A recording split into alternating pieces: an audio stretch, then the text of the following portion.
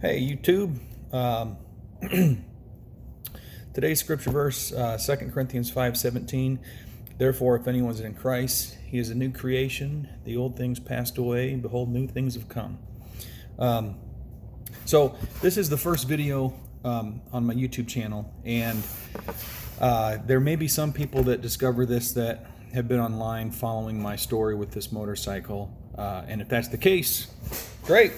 You might have some of this review. For anyone else that's watching this for the first time, I'm going to kind of give you a rundown on what's happened. So, my motorcycle, right there, background, 2001 Honda Shadow VT 750 CD Ace.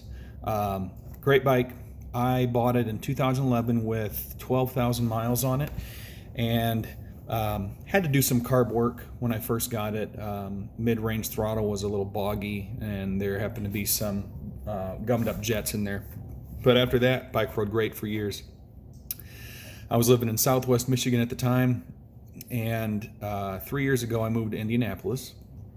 So I didn't have a space then to hold my bike, and I sold it to my buddy. I knew that I could ride it still and it would be in good hands. So I sold it to him, and it's been hard. It had been hard ever since not to have this motorcycle.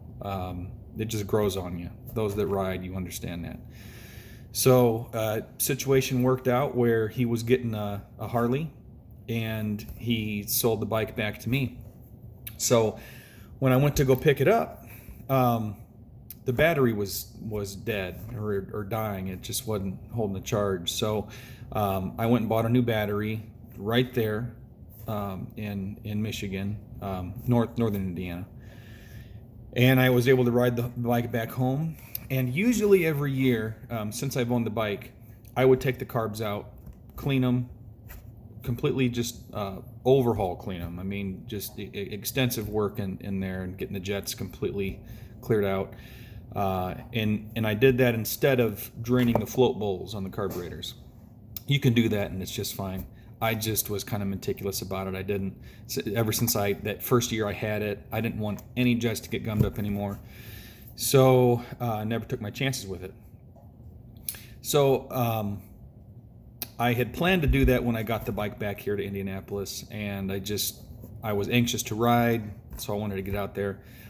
So I was riding for a few months, bought the bike in March, and this was probably June, maybe July. I was riding to work, got about a mile from home, and the bike acted like it was running out of gas, just kind of sputtered. So usually I would just flip on the reserve tank, and then it would kick through, and I'd find the nearest gas station. Well, in this case, it didn't. It just died. So I pulled off to the side of the road, and looking for indicator lights, oil pressure, something that wasn't normal, and I couldn't find anything, but I couldn't get it started. Pulled the choke, and I was able to get it started with the choke on. It took a minute, but I did, and I rode it back home, and decided that weekend I was going to rip into the carbs. So it ended up being like a week later. I was able to work on the bike, got into the carburetor, and there was a little bit of a blockage on one of the main jets. And if you've never been inside of a carburetor on a bike, I will have videos in the future that we go through that and all kinds of other stuff. But they're literally the size of a sewing needle, those jet holes. It's taking the gasoline and it's creating a mist, so it can go up into the venturi cavity of the carburetor and mix with the air, and spark ignites it, boom, you get combustion, and then your engine's running. So anyway, it doesn't take a lot to gum that up. So I figured that I had found the problem. I had been inside and out of those carburetors for years. I knew enough about that I didn't see any other problems inside the carbs. The diaphragms looked good, the slides and everything. So I put it back together, and it had been 3 years since I'd been around the bike, since I had been in the bike, and even though I'd done extensive work on it, my brain wasn't thinking about some of the other things that I might have been able to catch some of the mistakes that maybe had been made. My buddy had problems with the bike. He called me after about a year riding it, and he said, hey, it runs fine, but on the interstate, about mid or full throttle, It's just kind of acting like it's losing power, like it's not quite giving me what I need to. So I said, well, it's probably jets need to be cleaned out. So he had done some work on the bike. He wasn't as familiar with it. At the time, he didn't have the manual. So I don't think he was as familiar with the routing of some of the things. And that'll come into play a little bit later in this story. And this is probably going to be a two-part video just to explain where I'm at, because I ran into some serious problems and could not figure it out. So anyone watching that has got onto this, hang in there with the story, because I had a multi-system failure and I was able to fix it. And I'll tell you how, but just hang in there with me, okay? So anyway, I get the bike back together and I route everything the way that it was when I took it off. And I go to start it and idles fine, starts up fine.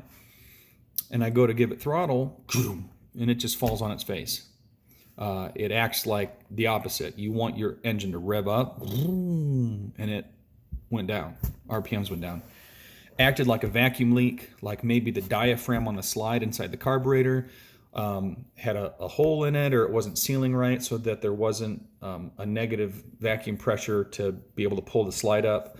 That's what it kind of acted like, or it was something different. So I thought maybe I missed something. So I decided, of course, change the oil filter, change the spark plugs, a regular tune-up, get back into the carburetors, and then try to figure out where this problem was coming from. Carbs looked fine. They looked great. The outside carb bodies were a little dirty, but that never stopped anything before. So I changed out the air filter. Thought maybe that was bogged down. It wasn't able to get enough air inside. So I got an aftermarket air filter, which it's not like I had a modified air box. Sometimes you see it as kind of like a cone shape. It was the same shape air filter. I didn't think it would cause any issues. So tried that and put everything back in. Same thing happened. I'd start it up, idle fine, hit the throttle.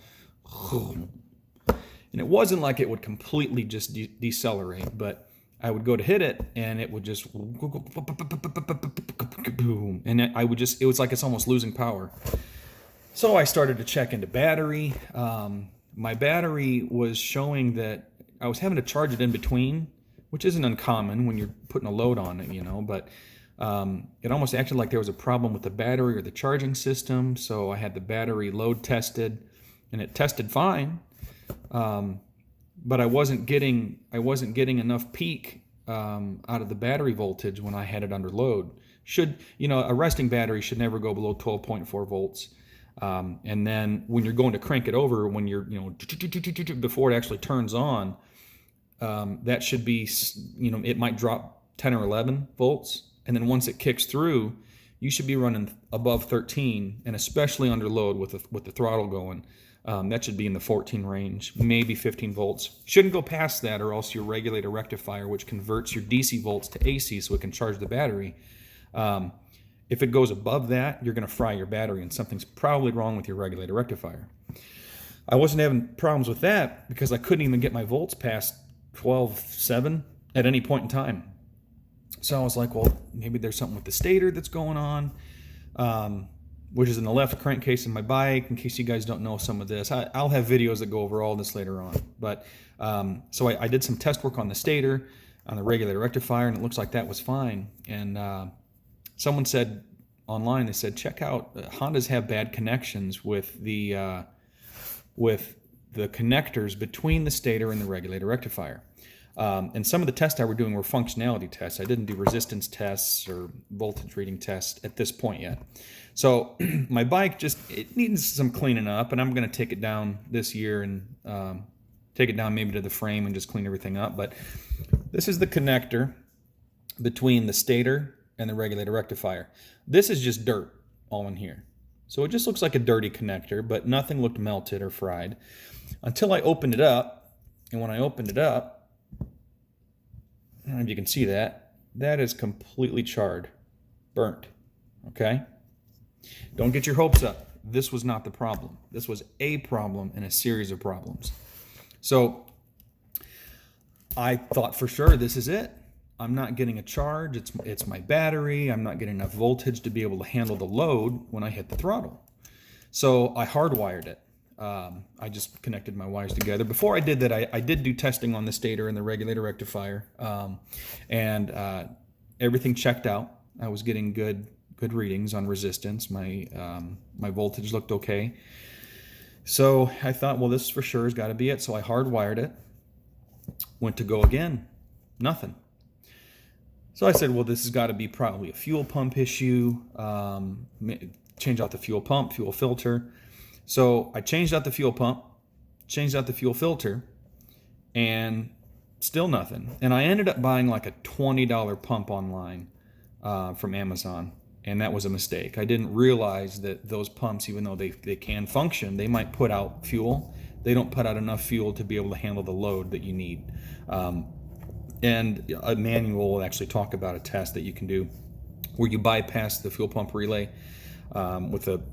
you run a lead line between the two connection points. Mine was black and blue wire.